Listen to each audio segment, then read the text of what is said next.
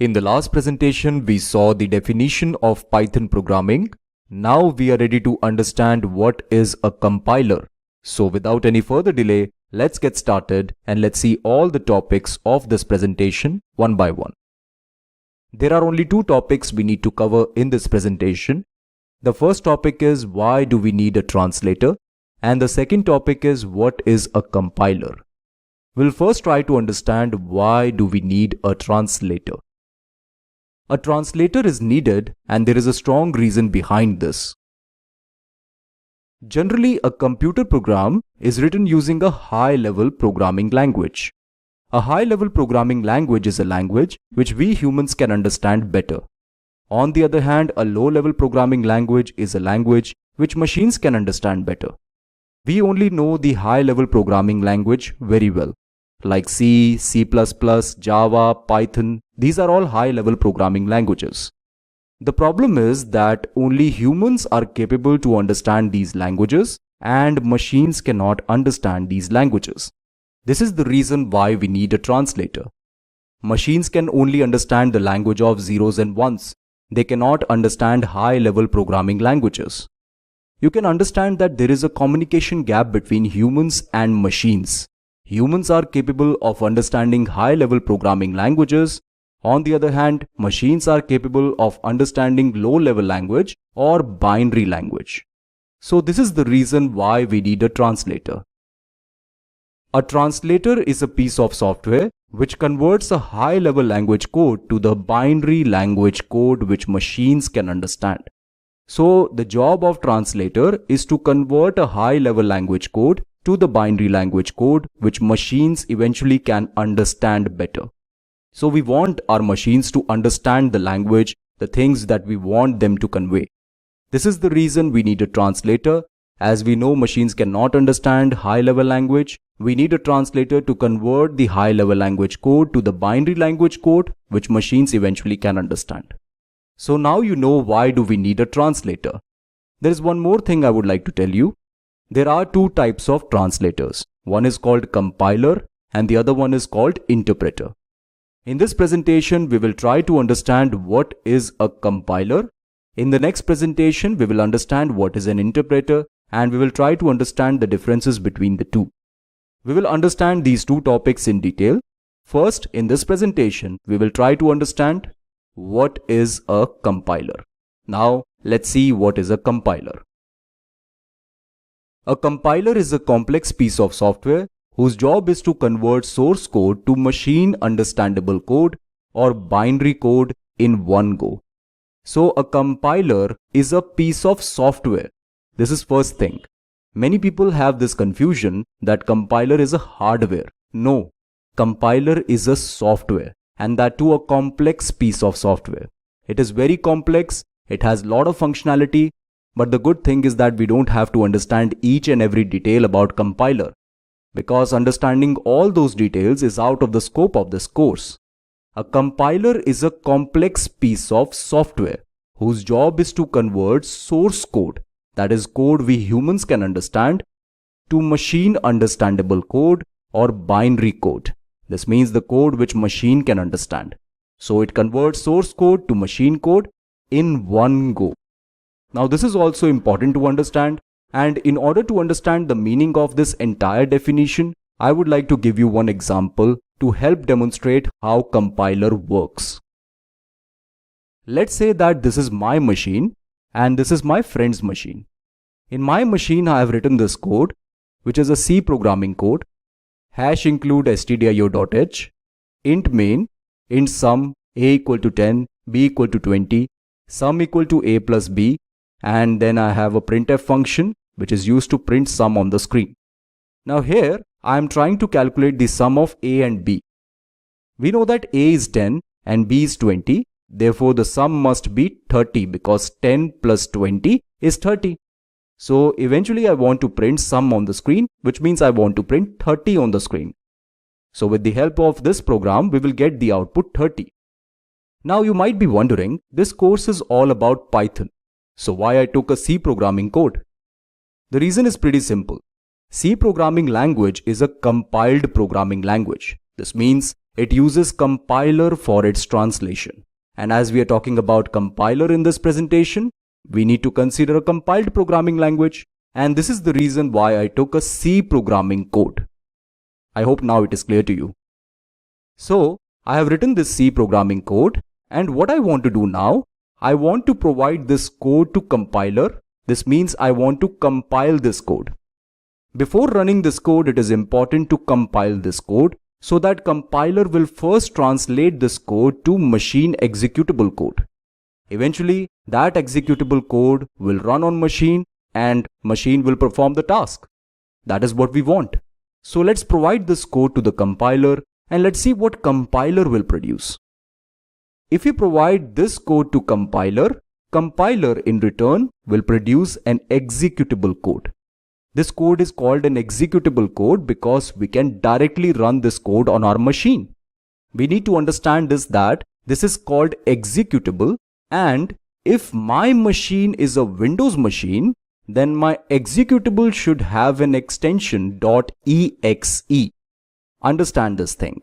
If I compile my code on Windows machine, then the executable must be having an extension .exe.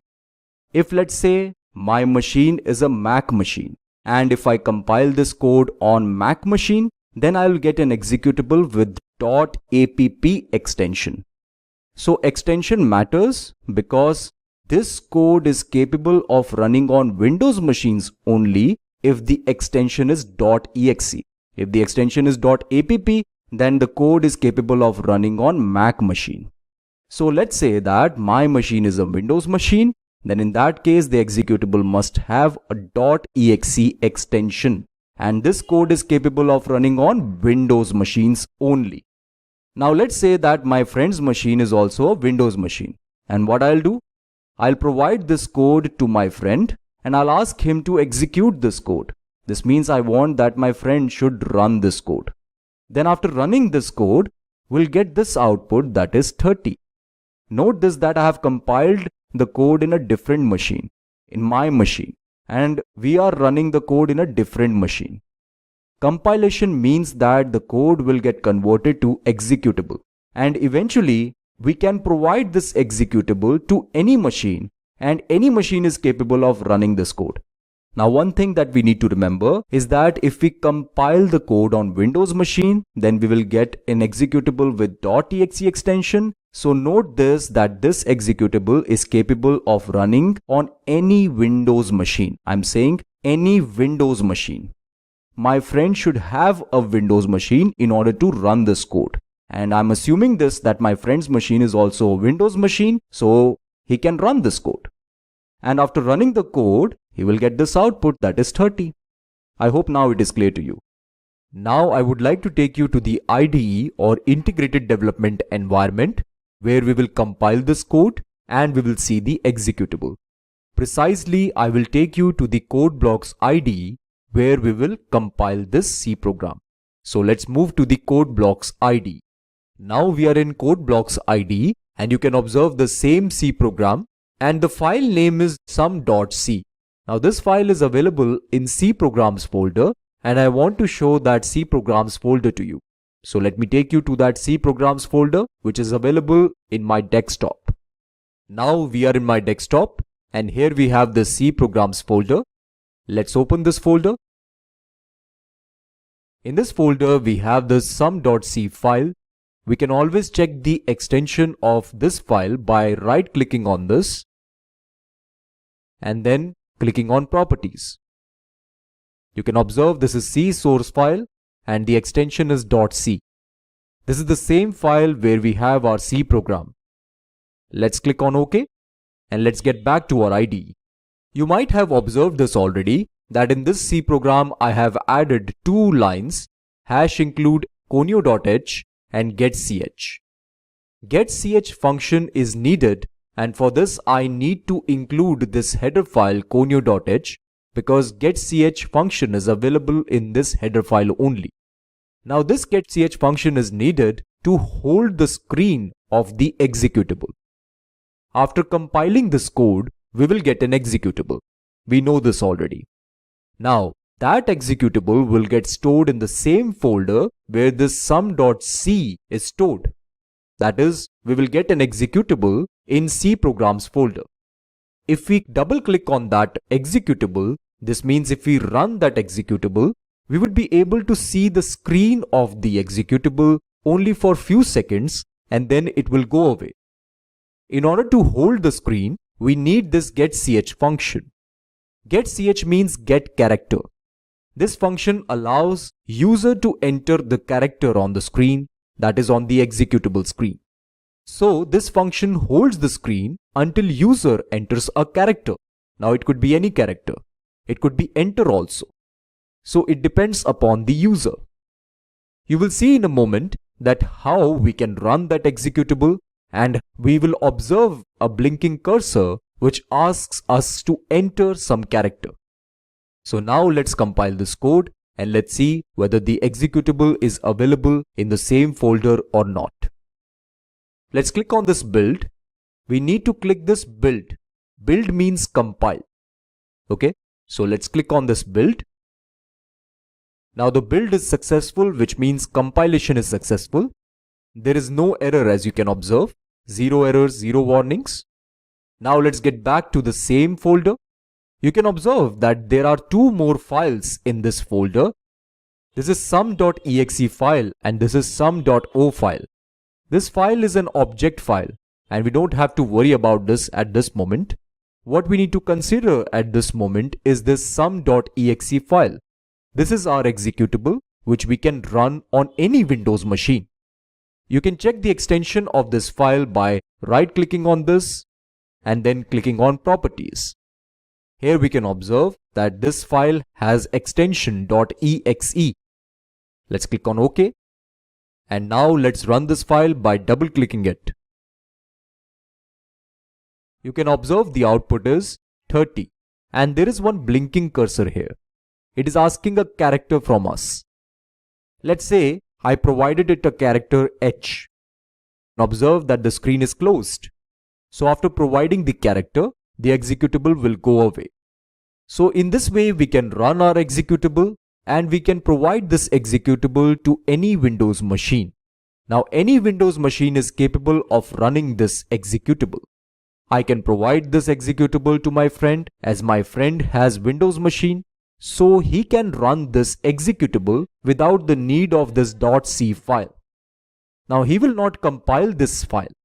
He will just use this executable and run this. After compilation, we now know that we will always get an executable and that executable is capable of running on any Windows machine. Remember that I have compiled this sum.c file in my Windows machine. This is the reason why I am getting a .exe file and now this file is capable of running on any Windows machine. So this is all we need to know. So up to now we have learned why do we need a translator and what is a compiler. In the next presentation we will see what is an interpreter. So this is it for now. Thank you for watching this presentation.